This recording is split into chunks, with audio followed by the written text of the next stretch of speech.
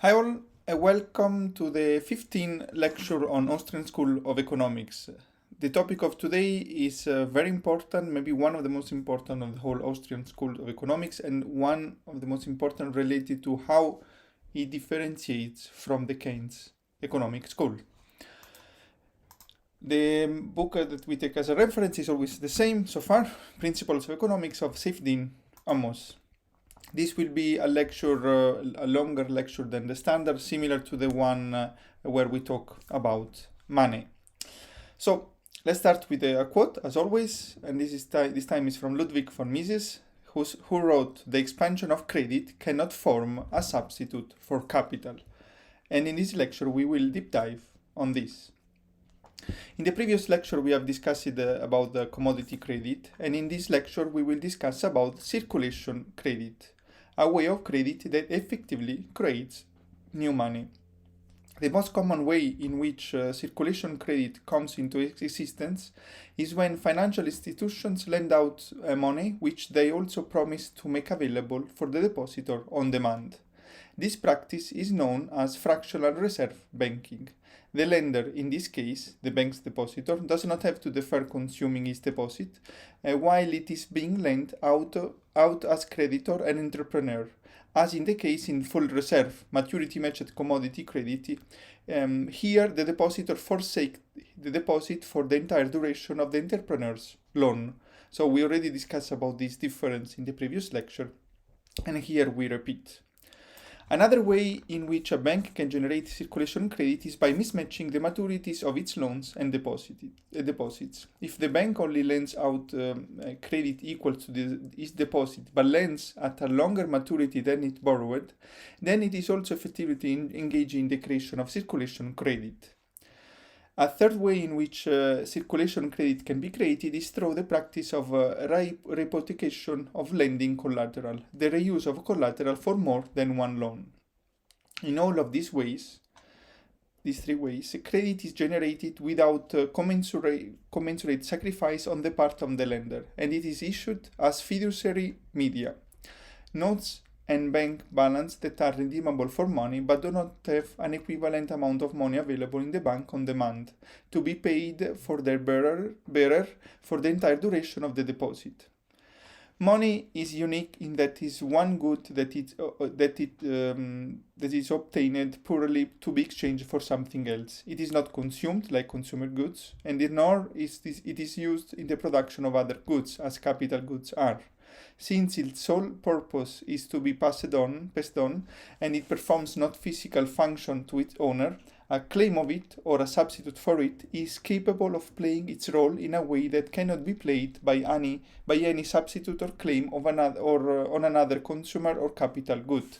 A voucher for a steak cannot be eaten. A receipt for a machine cannot produce the goods that the machine produces, and an airplane ticket cannot make you fly. But a claim on money can perform the essential function of money. It can be exchanged for other goods. Where banknotes are issued with 100% money on reserve, there is no impact on the total supply of money.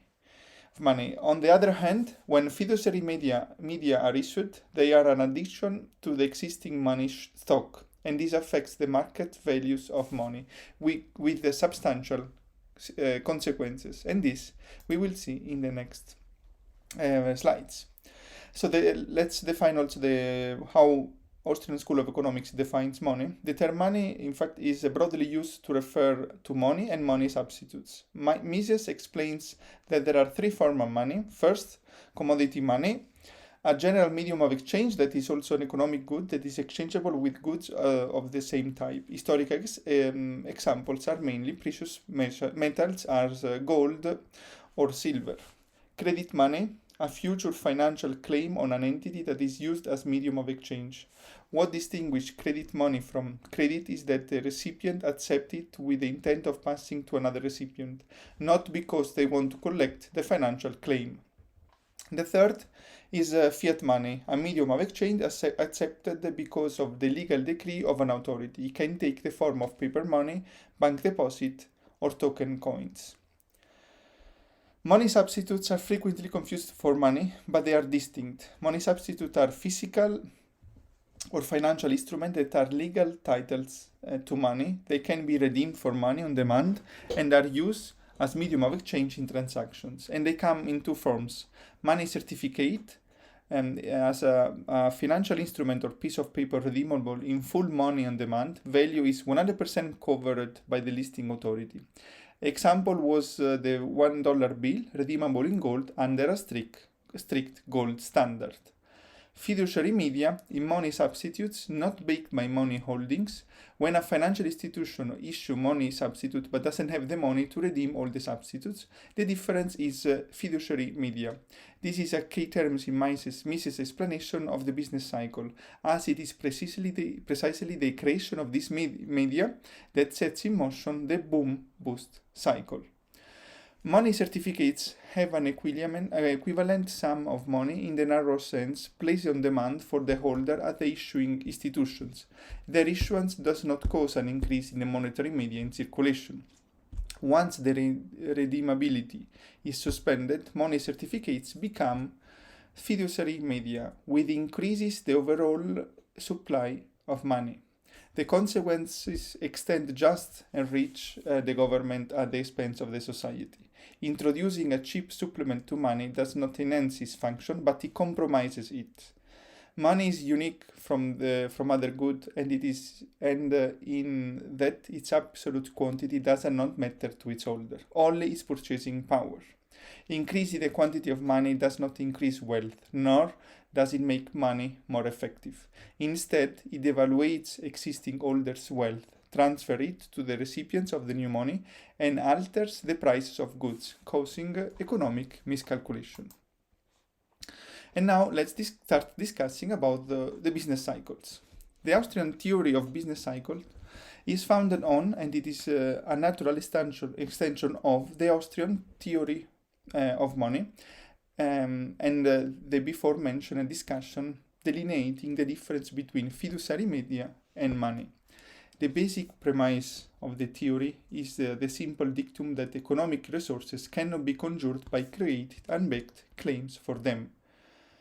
Government and banks attempting to pass off unbacked claims for economic resources as equivalent to the resources of backed claim to them results in an increase of the money supply, manifesting as an increased amount of the financial capital in the hands of entrepreneurs. The increased financial capital causes entrepreneurs to engage in investment for which they do not have sufficient resources, something which only becomes apparent after they begin spending their financial capital, causing an unanticipated rise in the price of their input goods, preventing them from completing the projects. In an economy with only commodity money, the interest rate is determined by the interaction of individuals' preference for borrowing and lending at different interest rates. And we have seen this in the lecture related to time preference. The preference of these individuals for holding money, borrowing it, or lending it are determined by the quantities of money at their disposal, as well as their economic condition and desires. In a world of only commodity credit, all loans come from a saver deciding to forego consumption in favor of earning positive return on lending. The saving and consumption decisions concerning financial capital correspond directly to consumption and saving decisions for physical capital. The individuals who forego consumption of financial capital do so by foregoing the consumption of the economic goods and services they could have bought with the financial capital. These resources that were consumed can instead be directed towards the process of production. Now they are invested in productive enterprise. We have seen also this is part of the process of civilization. As an example, the consumer who decides to forego eating corn allow it to be used as seed grain. As more elaborate from complex economy, the consumer who decides to forego going to a beach resort reduce the demand for staff at the resort and decrease the likelihood that the resort will purchase a new plot of land to expand. The holiday abstainer deposits the money he would have spent on the trip into a saving deposit at his bank. So the bank can now lend money to car maker, which is now more likely to afford the marginal worker who was not hired by the beach resort, as well as the piece of land that the resort has given up. By choosing to forego gratification of a vacation and offering his financial assets to entrepreneurs instead, they saved spared resources from meeting the demand for consuming holidays and allow them to be used in the long-term production of cars. Scarcity is the fundamental starting point of economics. Money and financial institutions are tools we use to economize, increase our productivity and efficiency, and battle scarcity, but they cannot eliminate the scarcity of resources. There is a limited amount of workers, office, space, equipment, computers, land, resources, and trading them with money is the way we allocate them. As long as an economy operates on commodity credit, financial resources map onto real resources, and consumption decisions reflect real individual preference pertaining to real-world resources, as expressed through their prices. This process, so this we have seen the part of commodity money, now we see the distortion. This process is distorted by the introduction of fiduciary media, which circulate like money but are unbacked by money. When a financial institution makes a loan without money backing it, they are issuing credit without a corresponding deferral consumption by a consumer. The bank has issued a fiduciary media not to the farmer to buy seed corn that has already been eaten. The total amount of loans issued to buy seed corn exceeds the market value of all seed corn left from last year's harvest at current price. The bank has issued the car manufacturer the money to purchase land and hire workers when the holiday maker had spent his money in this resort, allowing the resort to hire the same workers and buy the same land. When the fiduciary media are created as a loan to entrepreneurs, it may not be clear to anyone that this loan has created more claims than there are resources. At current corn prices, the quantity of corn which farmers plan to purchase exceed the quantity of seed corn available to the market. But once it's planting season and the farmers go to buy the seed corn, they quickly beat the price up. Those who buy it early might manage to get all the quantity they had planned to get, but the majority will get a smaller amount, and this miscalculation will be an expensive error for the farmers, who will have invested in land, labor, and capital relative to the amount of seed they expected to have available. The resort and the car factory both expect their holdings of money and fiduciary media to be sufficient to secure them the land and the workers they need. But once they set out to actually hire the workers and purchase the land, the increased fiduciary media will lead to a decline in the value of money relative to the input goods, causing their price to rise. As per landowner receives bids from the resort and the car plant, he initiates a bidding war between them and can charge a higher price. As workers find opportunity at both businesses, their wage also rise. With fiduciary media giving banks and entrepreneurs an exaggerated assessment of the reality of resources available to them by lowering the interest rates, many businesses opportunities begin to appear profitable in entrepreneurs' calculation when the actual resources available are not sufficient to complete them. With the cost of land, labor, and capital goods escalating, the two entrepreneurs' plans are ruined. They had performed all the economic calculations based on price prevalent before the fiduciary media has entered circulation. But as the price of input goods increase, their previous calculations are rendered useless. Their profitability is reduced or eliminated. Either or both of them might be liquidated, causing their work and investment to go waste. Money is a good that offers no value to in itself, and it is acquired to be passed on. Its quantity does not matter, only its purchasing power. This we already said several times. Making more monetary goods cannot change the economic reality of business, whose inputs and outputs are capital and consumer goods. And if they suddenly appear profitable, then that can only be due to the defective nature of the money used. The insolvency of this unprofitable business begins to become exposed when they bid up the prices of their input goods and have to revisit their profit calculation. An additional infusion of fiduciary media at this point can serve to delay the day of reckoning by providing business more fiduciary media that improve their profitability on paper before they start spending and prices rise again. For the boom to continue, credit creation needs to proceed at an accelerating pace, and this is the boom bust cycle. But in fact, the boom cannot continue forever, as the currency will collapse eventually. And now let's make two examples. One of using money certificate, and the second using fiduciary media, using also the graph, also a graph from the book Time and Money. So the introduction of fiduciary media into credit market can be expressed as a shift in the supply curve for loanable funds to the right, an increase in the quantity of loanable funds available at any interest rate, as opposed to the world in which only commodity credit is available. The result is a decline on interest rate, distinct from the decline brought by the decrease in time preference, leading to more abundant savings. In this case, the decline is created purely by monetary manipulation, not by sacrifice the present consumption, and that what is make it unsustainable. Taking the book Time and Money as reference, the author Roger Garrison presents a graphical framework for explaining the difference between unsustainable and sustainable growth. The graphs illustrate the trade-off between consumption and investment. Moving toward more investment requires sacrificing current consumption, and vice versa, and the slope of the curve at any point shows the price of capital in terms of consumption.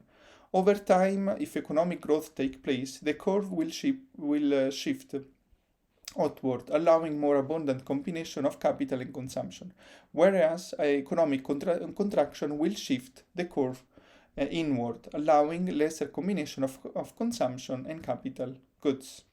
The second graph shows the market to loanable fund, where borrowers have a demand curve showing the quantity of borrowing they would undertake at all given interest, while lenders have a supply curve showing the quantity of lending they would have provided at each price level.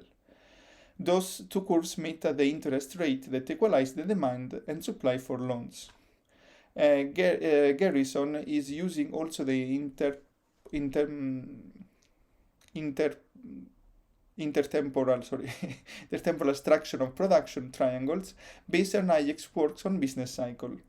The horizontal axis of the triangle represents time in the successive stage of economic production, while the vertical axis represents the market price of economic goods through the production process, which increases with each stage of production until it reaches the final output.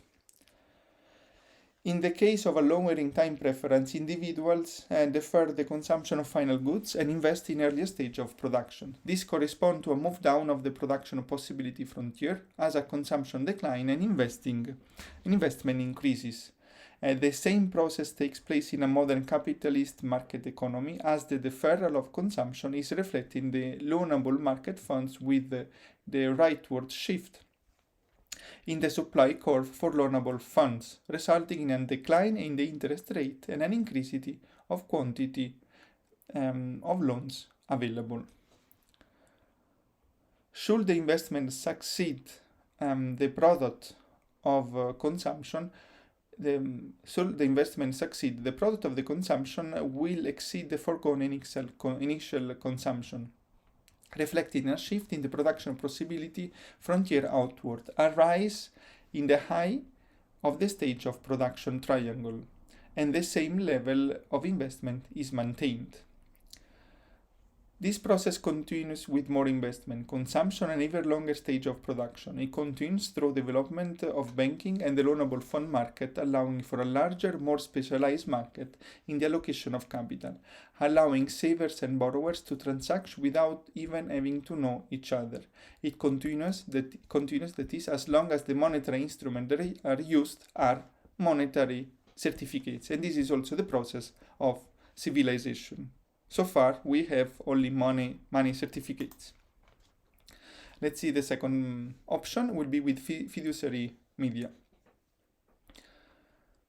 Things look different when fiduciary media are issued instead of money certificate. They involve no sacrifice of economic goods on the part of anyone. The credit expansion via fiduciary media allows borrowers to attempt to lengthen the stage of production without requisite redemption in consumption.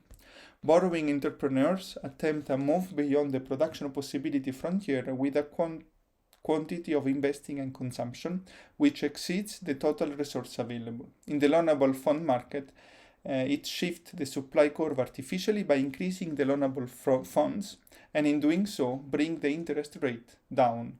But the reduction in the interest does not correspond to an increase in savings.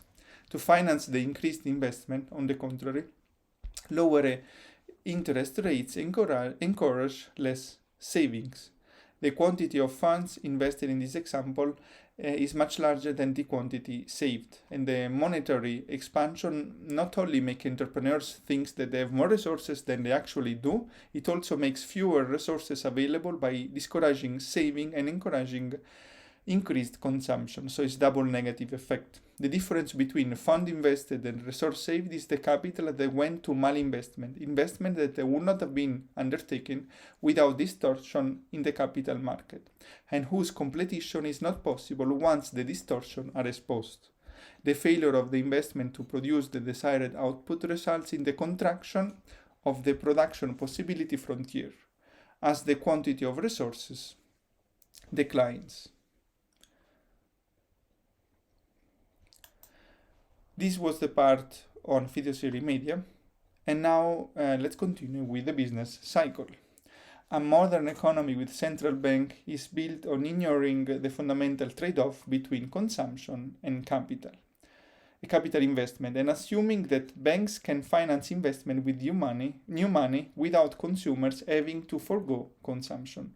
According to the Kenyan system, central banks simply determine the money supply and interest rate, and it is assumed that the physical resources will materialize to fulfill the bank's nominal monetary fantasies. But real resources cannot be manifested by monetary policy, so artificially lowering the interest rate inevitably creates a discrepancy between savings and the loanable funds. At this artificially low interest rate, business take on more debts to start projects than savers put aside to finance this investment. In other words, the value of consumption deferred is less than the capital borrowed. Without enough consumption deferred, there will be not enough capital, land, and labor resources diverted away from consumption goods toward higher order capital goods at the early stage of production. There is no free lunch after all, and if consumers save less, there will have to be less capital available for investors. This shortage of capital is not immediately apparent because banks and the central bank can issue enough fiduciary media for all borrowers.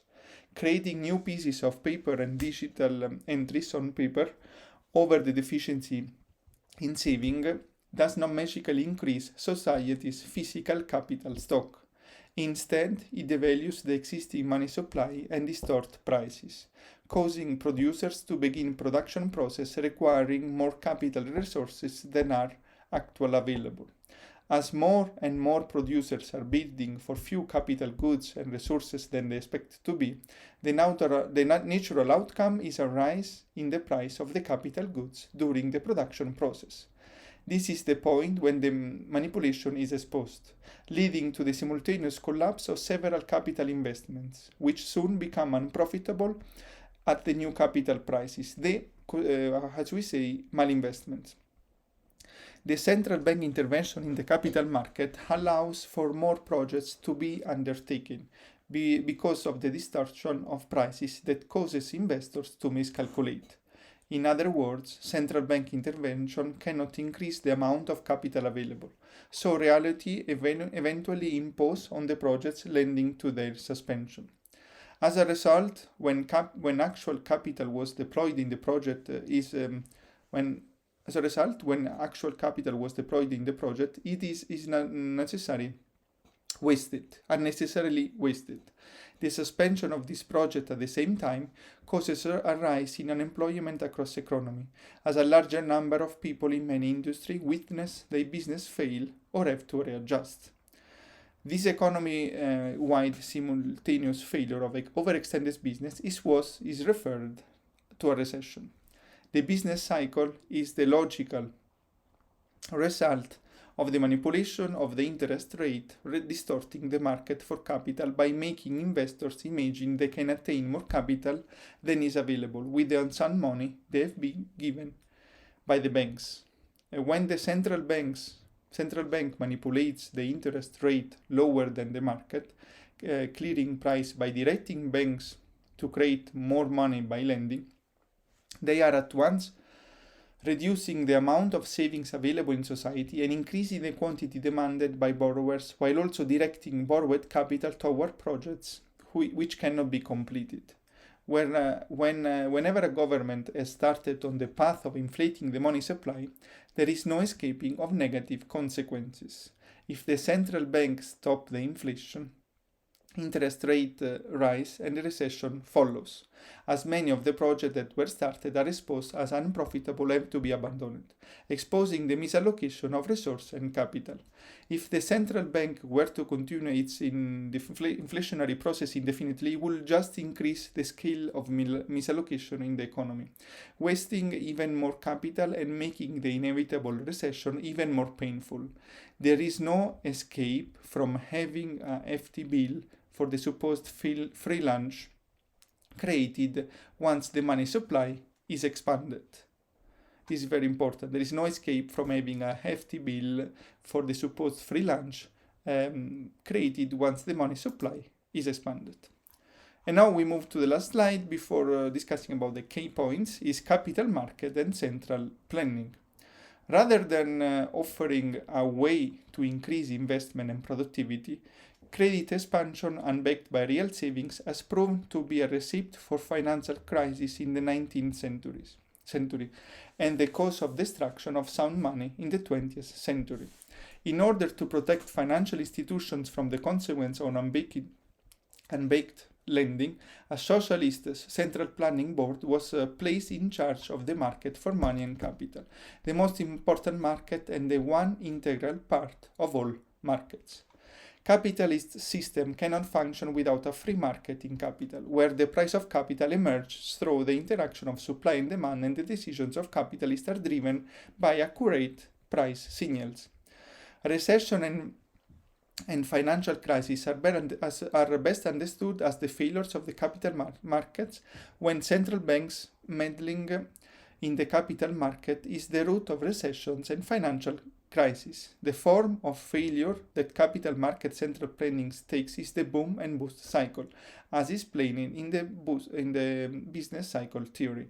It is thus not wonder that this dysfunction is treated as normal part of the market economy, because after all, in the minds of modern economists, a central bank controlling interest rate is a normal part of the modern market economy. In the short term, government and central bank administrators believe they can achieve their goals by debasing money to finance credit circulation and spending on important causes. Government may believe they are boosting the economy or protecting people from the consequences of free market, but by debasing the money to achieve these goals, they are creating malinvesting and sowing the seeds of great long-term harm. Attempting to rescue the economy from the inevitable resulting crisis result in further credit creation and bailout, encouraging irresponsible behavior, rewarding the wasteful and punishing the prudent. In that way, central banks all but ensure the boom and bust cycle will become a permanent fixture of an economy, and their power over market grows. Over time, the result is the destruction of capital, money, the ability to save, and the division of labor itself. Placing money in the hands of government monopoly is far from being a panacea. It is destroying the foundation on which human society and modern capitalist civilization are built. And now we discuss. We will list the key points that are for me of this very important lecture, maybe one of the most important. Maybe after the lecture about money.